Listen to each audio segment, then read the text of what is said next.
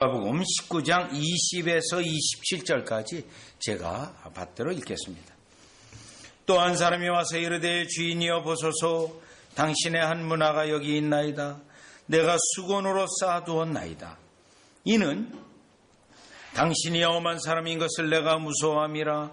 당신은 두지 않은 것을 취하고 심지 않은 것을 거두나이다. 주인이 이르되 악한 종아 내가 내 말로 너를 심판하노니 너는 내가 거두지 않는 것을 취하고 심지 않는 것을 거두는 엄한 사람인 줄로 알았느냐? 그러면 어찌하여 내 돈을 은행에 맡기지 아니하였느냐?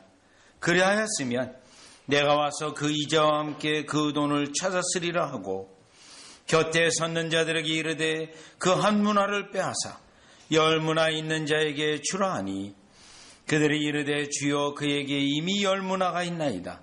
주인이 이르되 내가 너에게 말하노니 무릇 있는 자는 받겠고 없는 자는 그 있는 것도 빼앗기리라. 그리고 내가 왕됨을 원하지 아니하던 저 원수들을 이리로 끌어다가 내 앞에서 죽이리라 하였느니라. 아멘. 우리가 문화비유에서 가장 중요한 예수님이 의도한 말씀은 예수님이 왕되심을 증거하는 비유의 말씀이었습니다. 그래서 그 왕되심을 인정하고 그 명령에 따라 그들이 열심히 수고한 그들은 결국 10고을 권세, 5고을 권세를 받고 오늘 본문에 의하면 10고을 권세를 받은 자는 또 10문화도 받았다는 것과 또 한 문화도 추가로 더해주는 것을 오늘 본문에서 보고 있고 또 지난주에 본문에 있었던 내용에 사람이 있었는데 백성들입니다. 예수 그리스도의 왕됨을 거절했던 백성들이 잠깐 언급이 되었다가 오늘 비유의 말씀에 그들의 결말이 오늘 본문에 나와 있어서 왕 앞에서 직접 처형을 받는 것으로 끝나게 됩니다. 그리고 오늘 이 문화 비유의 중요한 인물 중에 하나가 한 문화를 받았다. 똑같이 한 문화를 받았는데 그냥 아무것도 하지 않고 수건에 쌓아두었다가 다시 긴 왕에게 주는 한 문화를 받았던 자에 대한 비유의 말씀 속에 그가 어떤 처벌을 받았는가, 어떤 벌을 받았는가의 내용이 오늘 문화비유의 후반부에 있는 말씀의 내용입니다. 그래서 이 문화비유의 앞에도 언급됐는데 또다시 언급이 되어지고 있는 두 번이 반복이 되어지는데 그 첫 번째로는 한 문화를 받았고 결국 어떤 장사도 하지 않았고 심지어는 은행에도 맡기지 않았고 이 수건에 쌓아두었다가 쌓아둔 그것을 귀인 앞에 왕 앞에 다시 펼쳐 보이는 것으로 나오는 그러한 인물이 하나 있고 아빠의 본문에 본 것처럼 10고운 권세를 받았던 그 사람이 다시 등장해서 이번에는 10문화를 받았다는 것을 확인하고 나머지 한 문화조차 이 10문화를 남긴 사람에게 주는 것 그리고 백성들이 마지막에 왕 앞에 심판받는 세 부류의 인물들이 등장하는데 그 인물들 세 가지 부류의 사람들이 어떤 특징을 가지고 어떻게 은혜를 받았는가 아니면 어떻게 하나님으로부터 심판을 받았는가를 살펴보려고 합니다. 자, 그러면 첫 번째로요. 요 한 문화를 받아서 아무것도 하지 않았던 그냥 수건에 쌓아두었다가 왕 앞에 내어둔 사람에 대해서 살펴보려고 합니다. 자, 그러면 20절입니다. 20절이요. 또 한 사람이 와서 이르되 주인이여 보소서. 자, 이 사람은 주인을 분명히 인정했습니다. 주인이라고요. 자, 그러면서 18절에 보니까 그 졸자가 이르되 주인이여. 또 16절이요. 그 첫째가 나와 이르되 주인이여. 다 신앙 고백은 있는 거예요. 주인이라고 하는 신앙 고백이 있었습니다. 요 한 사람도 주인이요 라고 신앙 고백은 있었습니다. 신앙 고백은 있었지만 그 주인, 왕의 명령에 대하여 전혀 행하지 않은 사람이에요. 이 사람은 당신의 한 문화가 여기 있나이다. 그러면서 그 한 문화도 주인의 것이라는 것을 분명히 인정하고 있습니다. 당신의 한 문화. 자기 거라고 생각하지 않았어요. 자기가 취할 마음도 없었습니다.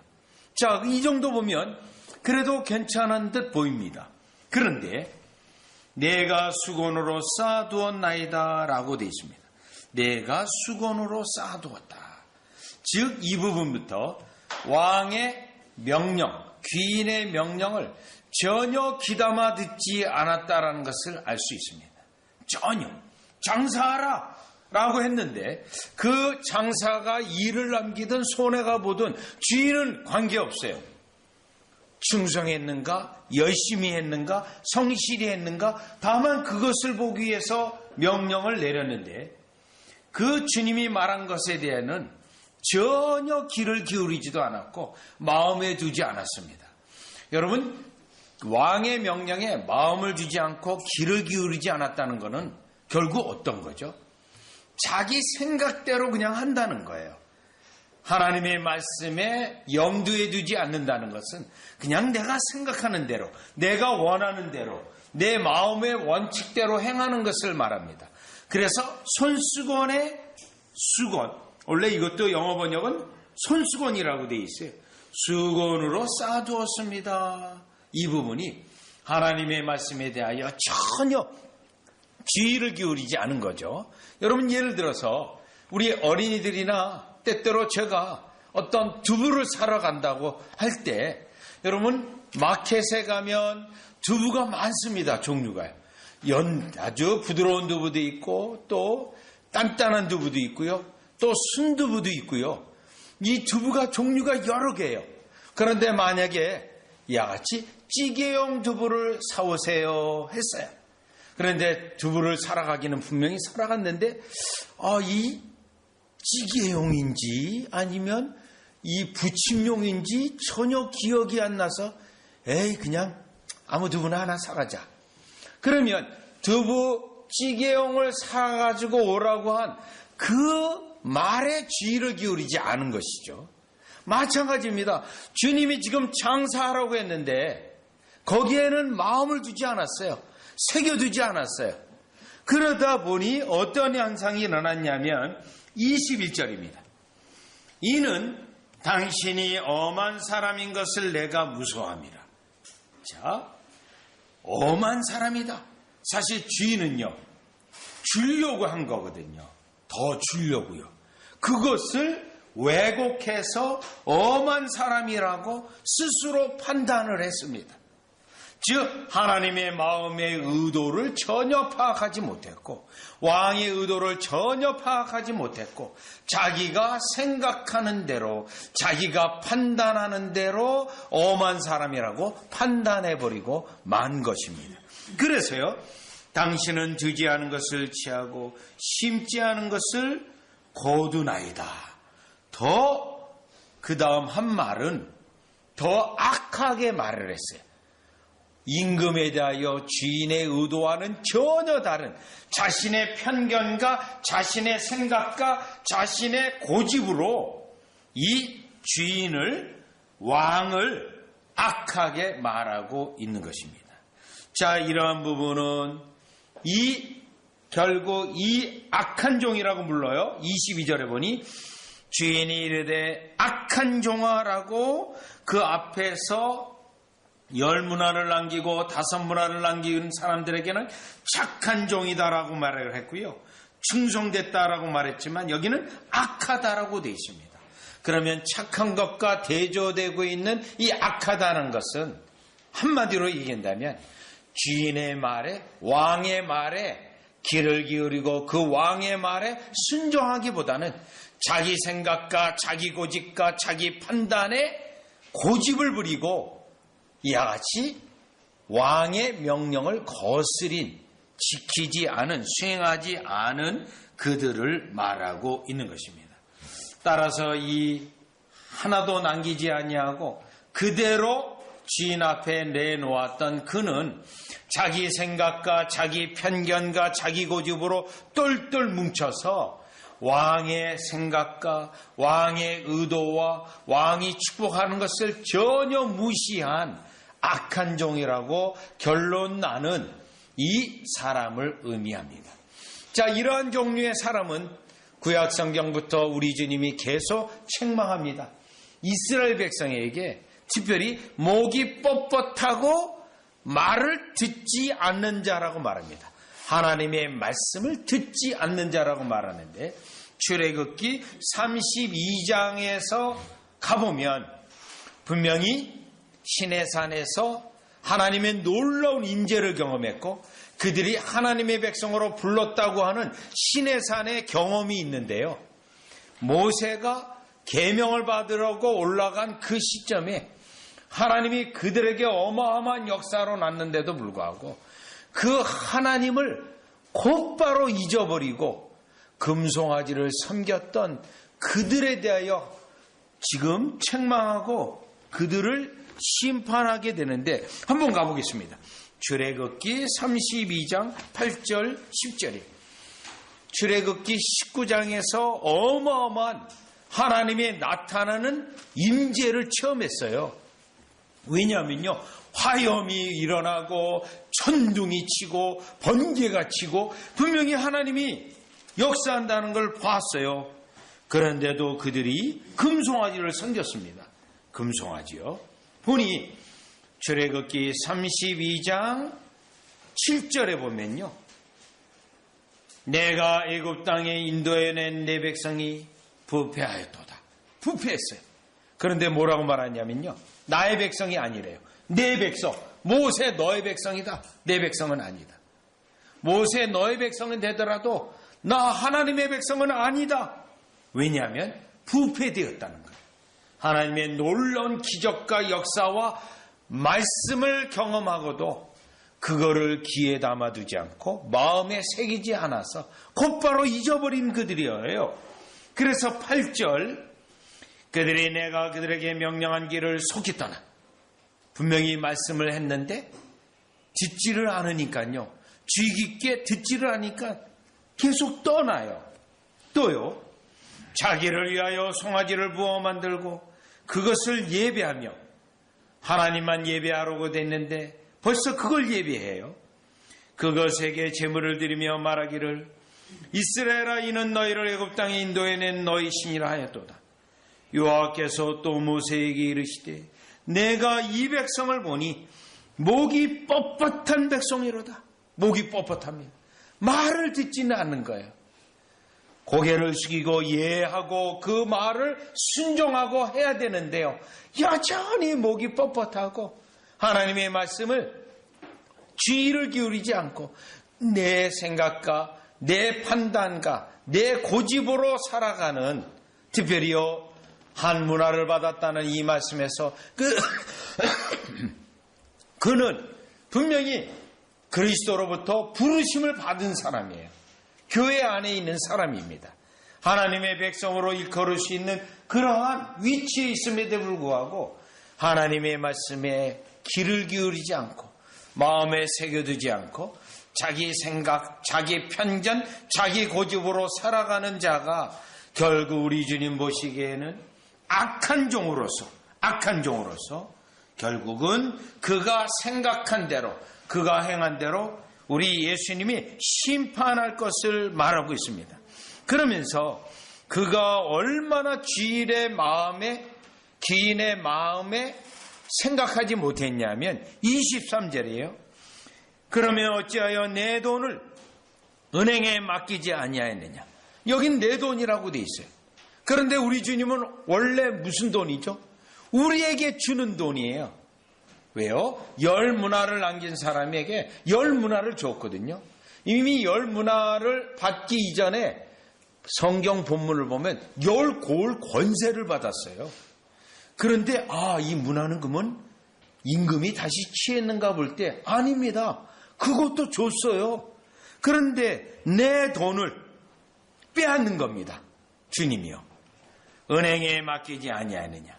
그리하였다면 내가 와서 그 이자와 함께 그 돈을 찾았으리라.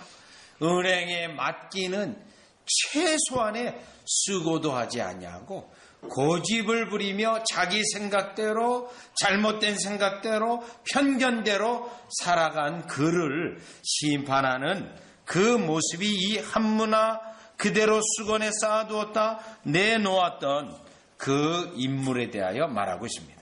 따라서 오늘 우리 문화비유에서 이 한 사람의 경우를 보면서 우리가 기억해야 될 것이 있습니다.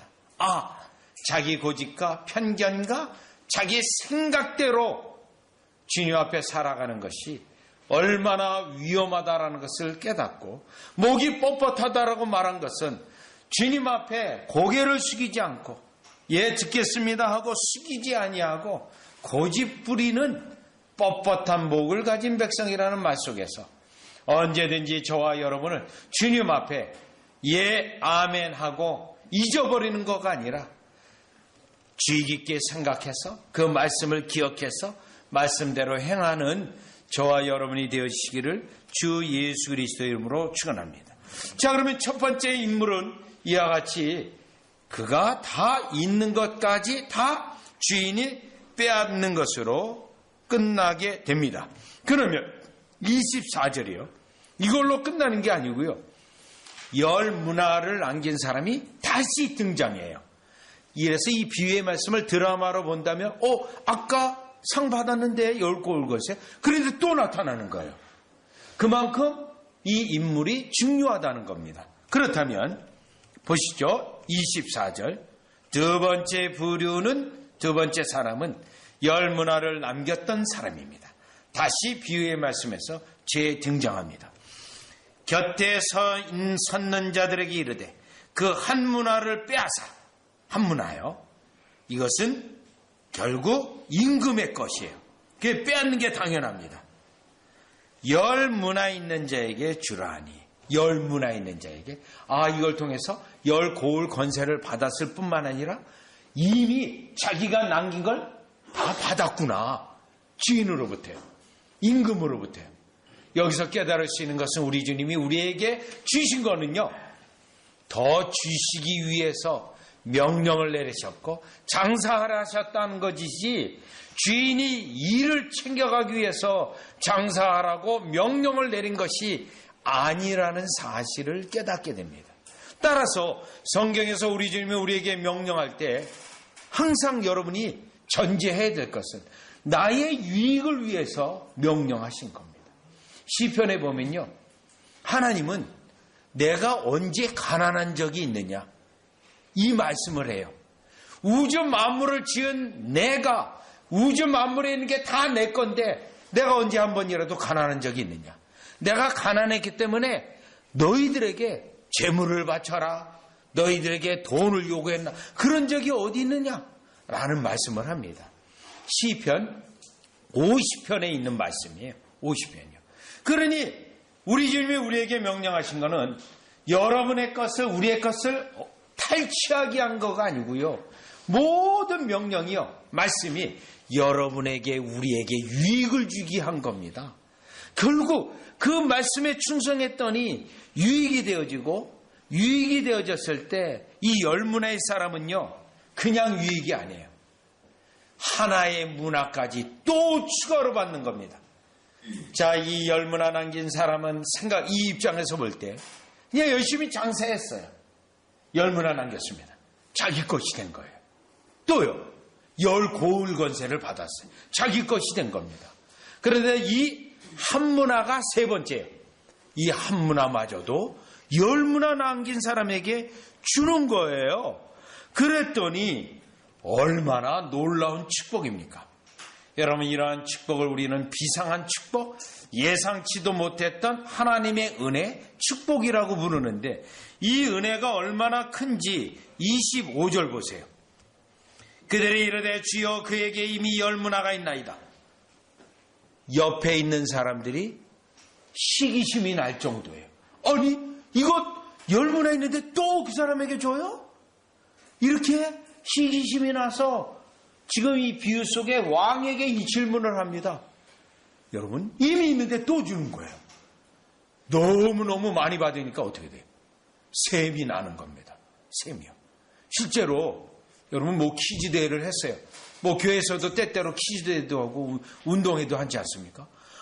근데 키즈대 나가는데 문제를 다 맞춰가지고 여기 있는 상품을 다 쓸어가 보세요. 우리 하나도 못 받았는데 다 쓸어가네. 약간 그래서 항상 키즈대 할 때는 엑스트라로 둬요. 그냥 빈손으로 가면 저 집만 보니까 주기도 합니다. 그런 경우예요. 그런 경우. 옆에 있는 사람도 예상치 못한 일이었거든요. 그러니 정작 이 한문화까지 받은 이 충성된 자, 또 이 착한 종은 어떠한 겁니까? 주님 앞에 말씀대로 열심히 충성하고 열심히 했는데 예상치 못했던 하나님의 예외적인 비상한 축복과 은혜를 주시는 것이 오늘 이 본문에 나와 있는 열 문화에 받은 사람이 여기에 해당되어지는 겁니다. 여기에. 그래서 우리 주님은요 26절에 보니 주인이 이르되 내가 너에게 말하노니 무릇 있는 자는 받겠고 없는 자는 그 있는 것도 빼앗기리. 이 말씀을 다시 하십니다. 이 말씀은 다른 데서도 예수님이 자주 하시는 언급이에요. 말씀이에요. 더 받는다. 마태복음 13장에도 나와 있는 말씀이에요.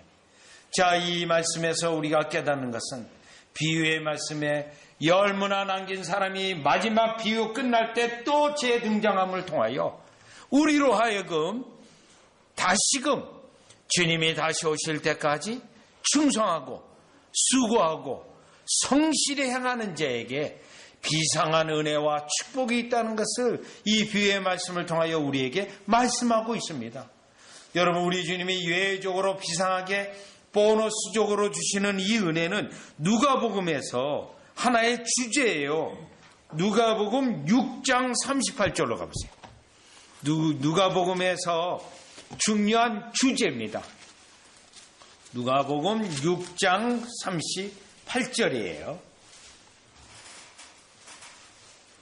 보너스라고 말합니다. 이 부분을 우리가 보너스라고 그러잖아요.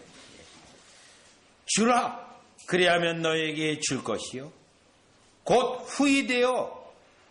자, 여기 후이되어 아주 우리 주님이 우리에게 다시 주는데요. 후이되어 대박을 아주 후이 쌌어요. 그 다음에요, 누르고 흔들어 넘치도록 하여 너에게 안겨주리라. 안겨요. 그 분량이 크기 때문에요. 두 손으로 해야 돼요. 그게 안겨요. 안겨서 갈 수밖에 없어요. 여러분, 무거운 건 여러분 안는 게 제일 이동하는데 편리한 방법이에요. 그렇게 무겁지 않으면 그냥 들고 가면 돼요. 안겨주는 거예요. 뭡니까 여기에? 후이되고, 그 다음에 누르고요, 그 다음에 흔들고요, 그 다음에 넘치도록 하는 거예요. 요게 누가복음에서 강조되고 있는 플러스, 보너스적인 은혜를 말합니다. 다시요. 12장, 누가복음 12장 31절. 누가복음에만 이렇게 세 번이 나와요. 오늘 본문하고 31절에 보니 다만 너희는 그의 나라를 구하라. 그리하면 이런 것들을 너희에게 더하시리라. 여기 뭐죠? 더한다고 돼 있어요. 더한다고. 네. 제가 과거에 아는 지사님 한 분이 이 원리를 너무 사모해서 미국에서 있었던 일이에요. 어떤 머리약 가게를 크게 했던 지사님 한 분이 있는데 아예 머리약 가게 이름을 헤어 플러스라고 했어요. 헤어 플러스. 머리에 자꾸 더하라는 거예요. 그리고 본인도 하나님 이 사업이 주의 사업이 되기 원합니다 하고 했던 지사님이 이 플러스를 굉장히 단어를 좋아했어요. 약속의 말씀으로. 여러분, 우리도 이 은혜를 사모하고, 이거는 우리가 계획해서 되는 건 아니고요. 하나님이 주권적으로 주시는 거예요. 착하고 충성된 자, 하나님의 말씀을 주의를 기울이고 그 말씀대로 행하고자 할 때 자기의 편견, 자기의 생각, 자기의 계획 다 내려놓고 야지 어려워도 힘들어도 주의 말씀에 귀를 기울이고 충성한 자에게 플러스의 은혜가 있는데 여러분에게 그 은혜가 넘치시기를 주 예수 그리스도의 이름으로 축원합니다. 자, 그러면 이제 마지막으로 이 문화비유에서 이 부류도 두 번이나 언급되는 부류인데 세 번째 부류를 보는데 14절입니다. 누가복음 19장 14절에 보면 그런데 그 백성이 그를 미워하여 사자를 뒤로 보내어 이르되, 요 사자를 뒤로 보냈다는 것은 예수님의 사역자들을 핍박했다는 거예요. 왜요? 예수님을 반대하면서 예수님의 제자들조차도 핍박을 해요. 그 사람들의 이유는요, 우리는 이 사람이 우리의 왕됨을 원하지 아니하다 하였더라. 자, 이 사람이 예수님이 왕되는 것을 원하지 않아서 심지어 예수님을 반대하는 것으로 끝내는 게 아니고요, 예수님을 전하는 제자들, 사도들을 핍박하는 자들입니다. 핍박하는. 그런데 이 자들이 27절의 결론 부분에 다시 언급돼요. 유대인들입니다. 27절. 그만큼 이 사람도, 이 부류의 사람도 중요하다는 거예요. 비유에서 앞에 언급했는데 또 나왔잖아요. 아까 열무나 남긴 사람 앞에 언급됐는데 또 나오듯이 이 사람도 또 나와요. 그만큼 중요하게 다루고 있는데, 이유는요, 그에게는 열무나 받은 사람은 상을 받지만 이 사람은 심판을 받기 때문에 그렇습니다. 보시죠. 27절. 그리고 내가 왕됨을 원하지 아니하던 저 원수들을, 자, 우리 주님이 어떻게 이들을 대합니까? 원수 취급합니다. 원수들.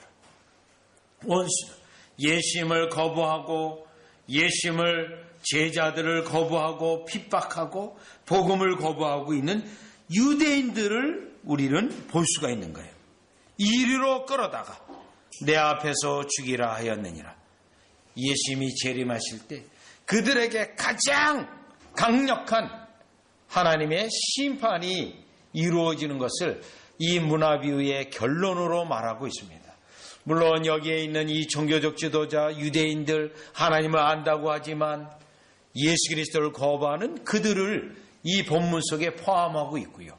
이 본문에 있는 내용에서 우리는 세상에 있는 모든 사람을 포함합니다. 주님 앞에 예배드리지 않는 자, 성경을 읽지 않는 자, 때때로는 기독교를 반대하는 자, 기독교에 대하여 험담하는 자들, 그들 모두를 포함하고요. 심지어는요, 세상의 위정자들을 포함합니다. 특별히요, 하나님의 왕되심을 인정하지 않는 위정자들이 있습니다. 공산주의자들이 있습니다. 여러분요. 그래서 교회를 핍박하고 선교사들을 다 쫓아내고 하는 그러한 나라들을 우리가 알 수 있습니다. 자, 그런 자들에게는 우리 예수님이 원수들로 여기고 심판하겠다고 하는데, 여러분, 이러한 사람들이 어떤 특징을 가지고 있냐면 시편을 한번 가보겠습니다. 시편이요. 시편을 다 같이 가보시면 여기에 있는 왕됨을 원하지 않는 자들의 특징인데요. 시편 2편을 보시면 2편 2절입니다. 2편 2절에 보면 세상의 군왕들이 나서며 관원들이 서로 꾀하여 여호와와 그의 기름 부은 자를 대적하며 우리가 그들의 맨 것을 끊고 그의 결박을 벗어버리자 하는도다. 하나님의 왕되심을, 예수 그리스도의 왕되심을 인정하지 아니하고 교회를 핍박하고 또요 하나님의 백성을 핍박하고 또요 이들은 스스로 자신들이 하나님의 위치에까지 올라가고자 하는 자들입니다. 하나님의 위치에까지. 이러한 자들이 그리스도의 재림하실 때 심판을 받을 것이고, 이러한 자들은 여러분 시편 10편에 가보시면 10편 4절이에요. 4절에 보면 시편 4절에 악인은 그의 교만한 얼굴로 말하기를 여호와께서 이를 감찰하시지 아니하신다 하며, 네? 하나님이 어디 계시냐 하고 죄를 짓는 거예요. 그의 모든 사상에 하나님이 없다 하나이다. 하나님을 그의 사상 속에 제거해버리고 인생의 주인이 자기가 되어서 자기의 쾌락과 목적과 이익을 위해 살아가는 이 세상의 모든 사람이 예수 그리스도의 왕되심을, 하나님의 왕되심을 거부하고 살아가는 자들의 특징입니다. 특별히 왜 예수님의 제자들을 핍박하냐 하면 예수님의 제자들이 와서 회개하라 하고 그들의 죄를 언급할 때 그들은 인정하기 싫습니다. 그들은 자기 마음껏 살아가고 싶은데 죄를 언급하니 그들로 복음을 전하지 못하게 하고 죄를 언급하는 그들을 핍박했던 겁니다. 이게 세상 사람, 특별히 문화 비유에서는 예수 그리스도의 왕됨을 원하지 아니한 자들이라는 것입니다. 결국 이들은 예수 그리스도 다시 오실 때, 왕으로 재림주로 오실 때 이들을 원수들로 여기고 심판하신다는 것이 오늘 비유의 말씀의 결론 부분에 이 왕됨을 인정치 않은 자의 심판에 대하여 결론 부분으로 언급하고 있습니다. 따라서 우리는 이러한 많은 사람, 세상의 사람들을 보게 됩니다.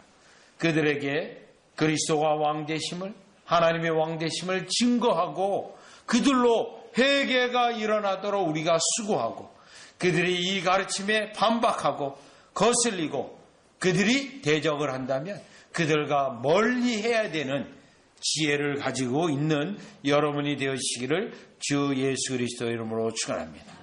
본문 전체에서 우리는 역시 사모할 이는 주님 앞에 착한 종, 말씀을 그대로 순수하게 듣고 순종할 때 그냥 순종이 아니라 성실히 이행하는 종들이 되어서 비상한 은혜까지 누리는 여러분이 되어주시기를 주 예수 그리스도의 이름으로 축원합니다. 기도드리겠습니다. 하나님, 예수 그리스도의 왕되심을 저희들이 매 주일마다 예배를 드리며 찬양을 하고 주의 말씀을 들으며 주의 말씀대로 살아가고자 애쓰는 열무나 맡은 바로 그 은혜의 사람들이 우리의 사람들이 되어지며 이는 오직 하나님의 은혜로 이와 같이 되어짐을 찬양케 하시고 이 은혜를 예수 그리스도가 부활하시고 승천하셔서 지금도 우리에게 내려주시는 은혜임을 고백하며 이 은혜를 얻고자 하는 하나님의 백성들 위해 비상한 은혜로 축복으로 함께하여 주셔서 가연 주는 살아계시며 언약의 주이시며 우리를 위하여 언약 백성 되게 하기 위해 피를 흘리셨던 그 예수님을 찬양케 하는 주의 백성으로 축복하여 주시옵소서. 예수님의 이름으로 기도드리옵나이다. 아멘.